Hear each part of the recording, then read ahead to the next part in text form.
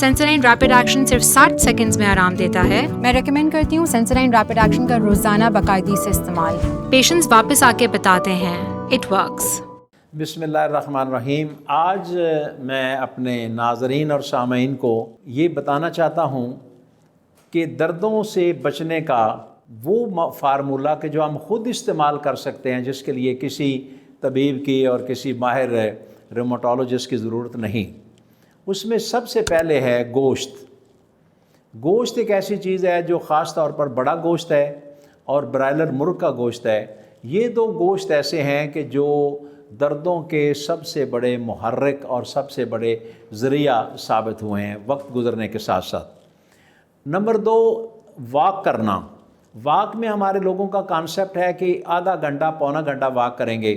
اب وہ اتنی لمبی واک کے بعد مسل فٹیگ ہونے کے بعد آدمی کے جوڑوں میں درد بجائے کم ہونے کے زیادہ ہونا شروع ہوا ہے، اور خاص طور پر جب پسینہ بھی نکلے گا اور اس میں الیکٹرولائٹ امبیلنس بھی ہوگا، تو میری درخواست ہوگی کہ آپ دوسرا کام یہ کریں کہ 5 منٹ کی واک 6 دفعہ یا 6 منٹ کی واک 5 دفعہ کر لیں، تو اس سے وہ پٹھے انشاءاللہ بہتر ہو جائیں گے۔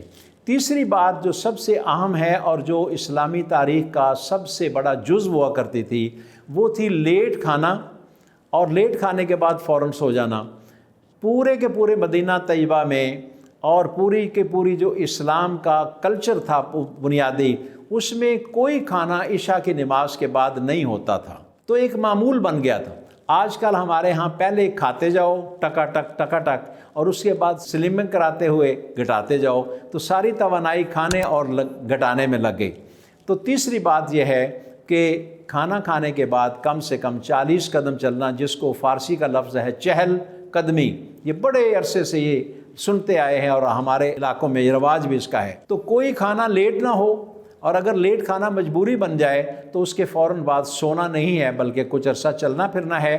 اس سے بھی ہمارے جسم کے جو پٹھے ہیں ان پٹھوں کی طاقت بہتر ہوگی۔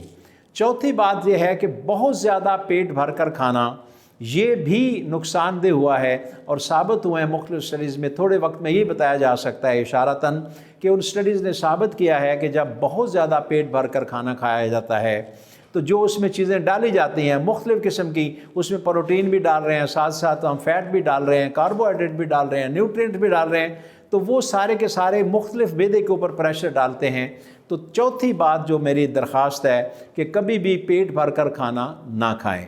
اور پانچویں بات یہ ہے کہ کھانا کھانے سے پہلے اور کھانا کھانے کے بعد ہاتھ ضرور دھویا کریں، یہ بھی ایک انفیکشن کا ذریعہ بنتی ہے۔ تو اس لحاظ سے میری درخواست ہوگی کہ وہ جو بنیادی چیزیں اسلام کے بنیادی ارکان تھے، ہمارے معاشرے کے بنیادی روایات تھیں، ان کو پھر سے واپس لے آئیں، انشاءاللہ دردوں کی کمی ہونا شروع ہو جائے گی۔